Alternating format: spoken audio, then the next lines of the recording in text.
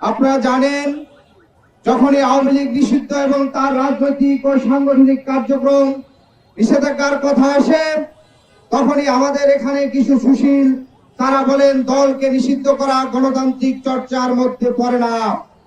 আমরা সুস্পষ্ট করে বলতে চাই, এবং স্বাধীনতার পরবর্তী সময়ে রাজনৈতিক দল হিসাবে যদি আওয়ামী লীগের কর্মকাণ্ড কর্মসূচিগুলোকে দেখি, তাহলে এটা একটি বিষয় সুস্পষ্ট, বাংলাদেশের স্বাধীনতা সার্বভৌমত্ব এদেশের মাটি ও মানুষের জন্য কখনোই আওয়ামী লীগ রাজনীতি করেনি।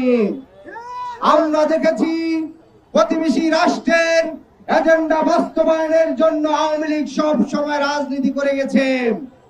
বাংলাদেশের ইতিহাসে ৭২ সাল থেকে যখনই একটি বিরোধী দল উঠে আসতেছিল, আওয়ামী লীগ সেই জাসদের উপর গণহত্যা নিপীড়ন করে হাজার হাজার নেতৃবৃন্দকে হত্যা করেছে।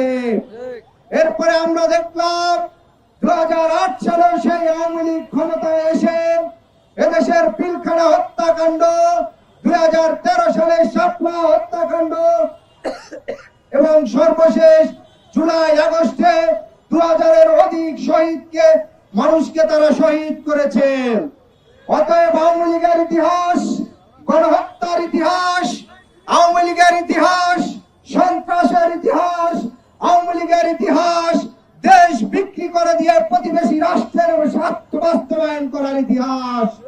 অতএব বাংলাদেশের কোন গণতান্ত্রিক দল হিসাবে আওয়ামী লীগের আর কোন রাজনৈতিক করার অধিকার তার থাকতে পারে না। এই সন্ত্রাসী গণহত্যাকারী স্বাধীনতা বিরোধী দল হিসাবে অতি দ্রুত বিচার প্রক্রিয়ার মাধ্যমে আওয়ামী লীগকে নিষিদ্ধ ঘোষণা করতে হবে। সংগ্রামী সাথী ও বন্ধুগণ, আজকের যারা অন্তর্বর্তী সরকারের উপদেষ্টা আছেন, সেই উপদেষ্টাদের আমরা এই আওয়ামী লীগ নিষিদ্ধ এবং এই বিষয়ে কোন সুস্পষ্ট বক্তব্য দেখতে পাচ্ছি না।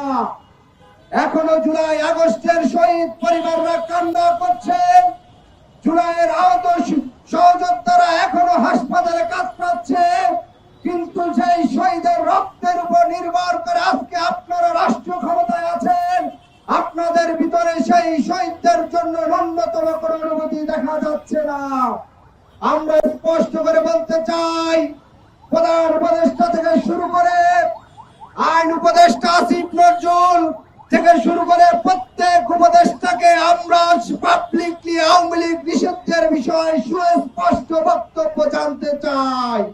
অন্যথায় ছাত্র জনতা আপনাদের এই আওয়ামী লীগ নিষিদ্ধ না করার ফলে আপনাদেরকে জবাবদিহিতার আওতায় আনা হবে।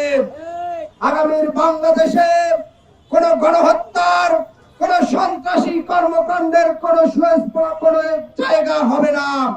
আজকের এই প্রোগ্রামে যারা উপস্থিত হয়েছেন সবাইকে ধন্যবাদ জানাচ্ছি। ইনকিলাব জিন্দাবাদ।